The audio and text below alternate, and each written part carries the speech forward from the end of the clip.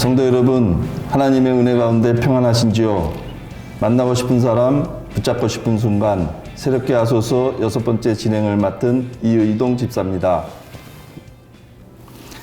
오늘은 코로나 시대 기업인으로 그리고 고등부 부장으로 교회의 여러 사역과 봉사활동을 맡아서 하시는 정현숙 권사님을 새롭게 하소서에 초대했습니다.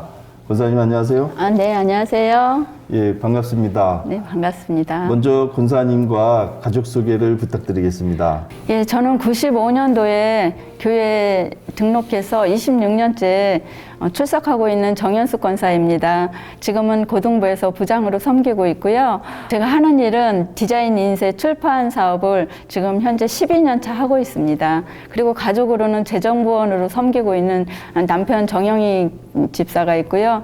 31살인 저희 성윤이 아들이 있고, 지금 현재 미국 워싱턴 DC에서 한인교회를 열심히 섬기고 있는 딸 성은이와 사위 명서가 있습니다. 아, 네. 다복한 가정이신 것 같습니다. 권사님은 어떤 계기로 믿음 생활을 시작하셨어요? 네, 저는 어렸을 때 크리스마스나 부활주일 때 이제 교회를 나가다가 안 나가게 됐고요. 결혼하고 정영익 집사가 교회를 다니게 됐는데 저에게 같이 가자고 이제 권해서 나가게 됐어요. 근데 별로 이제 감흥이 없었어요. 그랬던 차에 성은이를 좀 출산하게 됐고, 그 이후에 제가 이제 많은 그 출산 후유증으로 정말 위독한 상황에서 119 구급차를 2번이나 타고 응급실을 가게 됐어요. 그러면서 이제 죽음에 대한 그런 두려움도 많이 생겼고, 그 이후에 교회에 열심히 나오게 됐습니다. 그리고 언여행과 가족여행을 하셨는데 거기서 또 에피소드가 있다고 그러죠? 네, 저희가 2005년도였어요. 아이들이 이제 중학교 1학년, 2학년 때였는데요. 여름방학을 이용해서 아이들과 함께 유럽 여행을 계획하고 준비했다가 다녀오게 되었는데요. 그때 마침 저희 정영익 집사가 마음이 뭔지 모르게 무거웠어요. 그래서 물었죠. 그런데 대답을 안 해주는 거예요. 그러더니 스위스 알프스 산에서 이제 그 산에 오르게 되었는데, 케이블카 안에서 갑자기 입술을 파래지면서 거기 휘청휘청하면서 이제 쓰러질 그런 상황이 생겼어요. 그래서 깜짝 놀랐지만 그래도 다행히 별일이 없어서 저희가 추억 여행을 아주 잘 쌓고 집으로 돌아오게 되었어요. 그런데 다녀와서 그 다음 날이었는데요. 갑자기 짐을 챙기는 거예요. 그래서 무슨 일이냐 그랬더니 자기 병원에 입원해서 수술을 받아야 된다는 거예요. 그래서 이게 무슨 일인가 하고 정말 깜짝 놀랐죠. 그리고 병명을 말해주길래 찾아보니까 정말 무서운 병이었어요. 5년 내에 생존율이 5%밖에 안 되는 그런 무서운 질병이어서 정말 하늘이 무너지는 것 같았죠. 그리고 이제 그 다음 날 정 집사는 병원에 입원해서 수술을 받게 됐고, 다행히 악성이 아니어서 수술 후에 몸이 더 건강해졌어요. 그리고 나중에 들은 얘기인데 이미 저희가 여행을 다녀오기 한 40일 전에 검사를 받고 의사가 빨리 그 수술을 받아야 된다고 이야기를 했는데, 저희 가족 여행을 망칠까 봐, 그리고 본인은 또 혹시 마지막 여행이 될 것 같다는 그런 마음으로 그 이야기를 숨긴 채 그렇게 여행을 다녀왔어요. 그리고 이제 나중에 알게 되니까 정말 많이 미안하기도 했고 고마운 마음도 들었죠. 예. 가족들끼리 명랑한 여행을 이렇게 이제 다녀오시는데 정영익 집사님은 혹시라도 마음속에 가족들과 이별 여행이다고 생각하셨던 그러한 여행이 아니었을까 또 한번 생각을 해봅니다. 네, 맞습니다. 네. 예. 네. 그동안 권사님은 교회에서 많은 이제 부서와 또 이렇게 사역을 맡아서 쭉 봉사를 해오셨는데, 네네. 이제 그 어떤 일들을 해오셨는지 좀 소개해 주시고, 그 가운데서 또 느꼈던 각별한 이제 보람들이 있으셨으면은 그런 말씀도 한번 소개해 주시죠. 제가 봉사를 하게 된 계기는 그때 이제 조성자 전도사님이라고 계셨어요. 교회학교에서 교사를 좀 했으면 좋겠다고 저에게 권해 주셨고요. 그러면서 시작한 그 교사가 13, 14년 정도 하게 됐고요. 그리고 그 당시 어머니가 좀 편찮으셔서 제가 한 2년 정도 쉬었다가 다시 재정부에서 한 7년가량 했고, 그리고 새가족 섬김으로 한 3년가량 한 것 같아요. 그리고 이제 지난해에는 건사회 회장으로 또 활동을 하게 됐습니다. 네, 그리고 뭐 모든 교회학교 선생님들이 마찬가지겠지만 저희도 이제 아이들을 보면서 이 아이들이 어느새 이제 부쩍 커서 청년부에서 봉사도 하고 또 교회학교에서 봉사하고 또 찬양팀으로 이곳저곳에서 섬기는 모습을 보면 정말 뿌듯하고 그처럼 좀 대견스러울 수가 없었어요. 네. 그리고 이제 제가 새가족부에서 한 3년 정도 이제 함께 하게 됐는데요. 이렇게 매주 출석하시는 분들을 보면 막 눈에 너무 보이는 거예요, 이분들이. 그러면서 막 힘이 났어요. 그분들을 보면서, 새가족들을 보면서. 그리고 이 새가족부가 정말 사랑의 공동체였어요.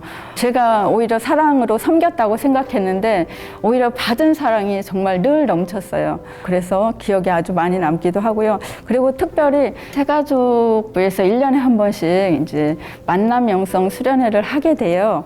근데 이제 새가족과 그 기존 성도들이 이제 만남 교제의 그런 통로도 됐고요. 목사님께서 직접 강의도 하시고 프로그램을 진행하시는데 그 속에 자신의 삶을 좀 돌아보게도 되고 그러면서 그 속에 그 믿음의 결단을 하게 되는 그런 시간인데요. 제가 그런 모습들을 몇 번을 보면서 그 안에 주님이 만지시는 은혜를 여러 번 보게 됐어요. 그래서 정말 아직까지 그 영성수련회에 참여하지 못하셨던 분들은 꼭 참여하시길 좀 권하고 싶어요. 네. 그 안에 은혜가 많습니다. 네. 네, 그리고 제가 지난해 이제 건사회장을 좀 하게 됐는데요. 건사회는 그 뭐 기도회나 이 회의는 많이 할 수가 없었죠. 코로나 때문에. 그런데 아름다운 동행이라는 프로그램이 있어요. 어려움을 만난 가정을 좀 찾아가서 위로하고 나누고 돌아오는데요. 이런 일들이 정말 권사들이 몫이라고 생각하고 좀 더 좀 확대해 나가면 좋겠다. 네. 그런 마음들이 늘 들었어요. 네. 권사님은 그 출판 인쇄업을 경영하시는데 어떻게 그 일을 시작하셨습니까? 제가 직장 생활을 한 8년 이상을 이제 한 직장에서 근무를 하게 됐는데요. 그러면서 제 마음속에 늘 좀 경영에 대한 그 꿈을 갖고 있었어요. 그래서 자연스럽게 그 2009년도에 저희 그 회사가 문을 닫으면서 그 일을 하게 됐어요. 2010년 1월부터. 근데 그 기업을 이렇게 좀 경영하시면서 어려움이 많이 있었을 텐데. 예, 맞습니다. 시작할 때는 정말 잘할 줄 알았어요. 네. 그런데 쉽지 않았어요. 네. 어려움도 많았고요. 제일 어려웠던 것은 거래처를 이제 확보하는 것이 제일 큰 관건이잖아요. 그래서 좀 많이 어려웠는데 그래도 다행히 제가 이제 직장 생활할 때 인연을 맺었던 그런 이제 업체에서 계속 일을 공급해 줌으로 해서 그 문제는 조금 해소는 됐지만 여전히 그 거래처 확보는 지금도 또 과제인 것 같아요. 그리고 이제 저희가 직원 관리 부분이었는데요. 디자이너들을 채용하게 되는데 이 디자이너들이 실력이 막 천차만별인 거예요. 뭐 20년 됐다 해서 채용해 보면은 또 이 퀄리티가 안 나오고 여러 가지 이렇게 변수들이 많아서 좀 꽤나 마음고생을 네. 좀 했고요. 그리고 이제 저희가 제작을 하게 되는데 그 제작 공정이 아주 여러 가지예요. 그런데 단 한 곳이라도 문제가 생기면 다시 제작을 해줘야 되는 그런 좀 어려움들이 꽤 있었어요. 네. 네. 하지만 저희는 한 3년 정도 됐을 때 어느 정도 이제 그 궤도에 좀 올라갔어요. 그리고 매년 매출은 좀 상승했고 제가 이 한 해를 마감하면서 늘 느끼는 마음이 하나님께서 하셨구나. 이건 제가 할 수 있는 일이 아닌데 하나님이 많은 돕는 손길을 보내주셨구나. 그런 마음들을 매번 할 수밖에 없었어요. 네. 예, 권사님. 그리고 지금 코로나 상황이 지금 이제 1년 이상 계속되고 있는데 코로나 상황 속에서는 또 어떻게 이 기업을 이끄시는 어려움을 이겨내고 계시는지 그 말씀도 좀 들려주시죠. 아, 네. 코로나 위기는 사실 저만 겪는 게 아니잖아요. 모두 그 상황에서 정말 여러 기업들이 무너지기도 하고 아파하고 또 여러분들께서도 코로나 위기를 겪느라고 너무 고생들을 하셨는데요. 저희는 더더욱 또 이 코로나 위기가 큰 한파였어요. 행사들이 줄줄이 뭐 여기저기서 취소되고 또 코로나 때문에 관공서들은 다른 일을 안 하는 거예요. 그 사업에 매달리고 또 기업들은 홍보비를 뭐 줄이고 또 단가를 막 삭감하고 그리고 학원들은 또 문을 닫고 뭐 설상가상 참 쉽지 않았어요. 그런 과정에서 저희는 이걸 어떻게 끌고 가야 될지 저 또한 정말 무거운 마음이 많았고요. 접어야 하나 이런 마음이 들은 것도 사실이에요. 그런데 뭐 특별히 이제 어려움을 이긴 비결이라고 할 수는 없겠지만 저희는 이 위기를 극복하기 위해서 1차적으로 고정 비용들을 좀 줄이는데 신경을 썼고요. 고용노동부로부터 약간의 또 지원도 받았고 거래처는 기존 거래처만 잘 관리하면서 이어갔어요. 그리고 제일 중요한 것은 또 그동안 쌓았던 신뢰관계 이런 거였다고 생각하고요. 저희가 2019년도에 정말 많은 매출이 있었어요. 네. 다행히. 근데 돌아서 보니까 하나님께서 미리 채워주셨구나 이런 그런 마음이 많이 들어서 제 마음을 더 많이 내려놓고 비우게 됐고요. 그리고 평안하게 됐어요. 그리고 제가 이제 매달 이걸 체크를 해볼 때 어느 달에는 막 정말 하루도 안 빠지고 이 매출이 계속 이제 생기는 거예요. 정말로. 근데 그런 달들이 지나고 생각하니까 정말 꽤 많았어요. 그래서 하나님께서 그 이스라엘 백성들을 만나와 매출하기로 먹이셨던 것처럼 저에게도 이렇게 날마다 채워주셨구나 하는 그런 감사가 끊일 수가 없었어요. 이 모든 그 일이 가능케 하신 이는 정말 우리 주님이심을 제가 고백할 수밖에 없어요. 네. 그래서 코로나 상황임에도 불구하고 잘 견뎌내실 수 있었다는 말씀이시잖아요. 네, 그죠? 맞습니다. 네. 작년부터 고동부 부장을 맡아서 비대면 온라인 예배를 하고 계신데 그러한 그 비대면 온라인 예배와 프로그램을 진행하시는 과정에서 또 많은 수고와 또 어려움 그런 것이 있으셨을 텐데 그 고등부 진행 상황도 좀 소개해 주시죠. 네. 저는 지난해 부장이 되고 나서 우리 선생님들과 학생들과 많은 활동을 하고 싶었어요. 먼저 비전 트립을 꿈꾸고 선교 현장에 가서 나눔도 하고 싶었고요. 그런데 이제 이렇게 갑자기 비대면 상황이 되니 모든 것들이 이제 무산됐어요. 특히 또 예배를 이제 비대면으로 드려야 된다는 부담감이 상당히 컸고요. 그래서 이 일을 좀 대응하기 위해서 목사님을 비롯해서 저희 선생님들이 함께 모여 의논을 하는데 또 이 의견들이 분분하다 보니까 좀 마음이 상하는 일도 있었죠. 하지만 지혜롭게 또 기도하면서 잘 풀어갔고요. 저희는 이제 유튜브 채널을 만들어서 온라인 예배를 드릴 수 있도록 그렇게 아이들에게 공급을 해줬고요. 힘들었던 것은 이 코로나가 좀 잠잠한가 하면 또다시 확산되고 잠잠한가 하면 또다시 확산되고 이런 일들이 상당히 좀 이렇게 힘이 들었던 것 같아요.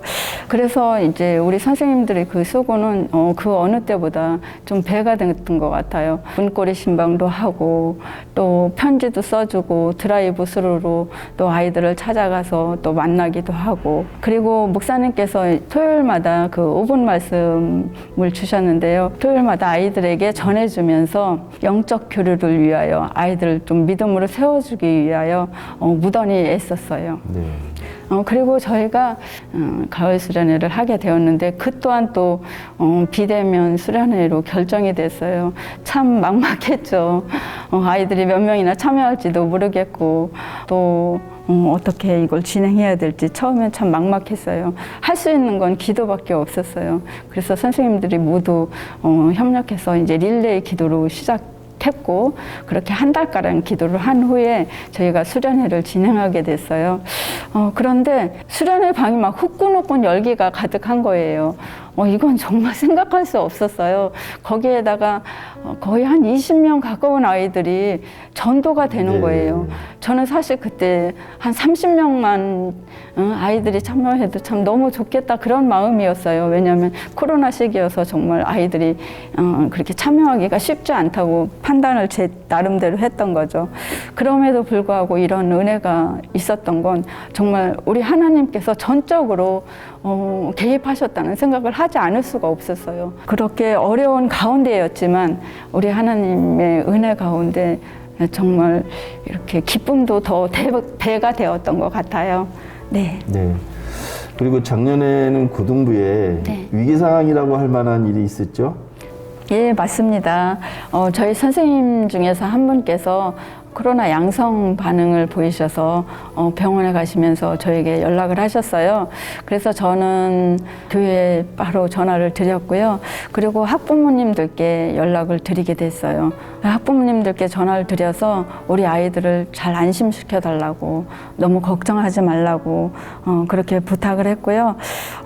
그때 제 마음은 사실 교회 학교가 순식간에 무너지는 그런 이렇게 위기의식이 있었고 상당히 긴장할 수밖에 없었어요. 그러셨구나. 네. 그리고 교회에서는 이제 그 빠른 대응을 하셔서 동선이 겹치는 분들을 모두 이제 검사받게 하셨고요. 다행히 단 한 분도 그 양성 없이 음성 판정을 받게 되었어요. 이 일을 기회로 해서 저희 교회는 더욱 그 방역 수칙을 더 철저히 지키게 되었다고 생각하고요. 가정에서는 이제 교회를 믿고 그 아이들을 또 교회 학교에 보내주시게 되었어요. 네. 권사님 이제 새해가 됐는데 이렇게 돌이켜보면 작년 한 해는 어떠한 해였던 것 같으세요? 네, 저는 어둠의 터널을 지나는 것 같았고요. 살얼음판을 걷는 그런 심정이었어요. 마음쓸도 너무 많았고요. 그래서 좀 어느 해보다 말씀을 붙들고 살았던 것 같고 또 기도에 힘썼던 한 해였어요. 그렇게 어려움이 많았던 것만큼 제게 또 더 큰 또 은혜도 함께했던 한 해였다고 생각합니다. 알겠습니다.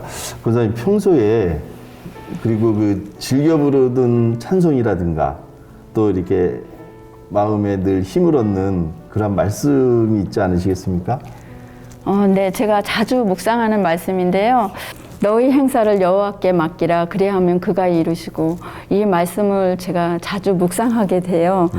제가 아무리 계획을 해도 우리 하나님께서 함께 하시지 않으면 정말 모든 일들이 다 무산되더라고요. 늘 하나님께서 함께 하심을 믿고 주님이 계획하시는 대로 저도 맡기고 따라가려고 예, 이 말씀을 자주 붙들고 삽니다.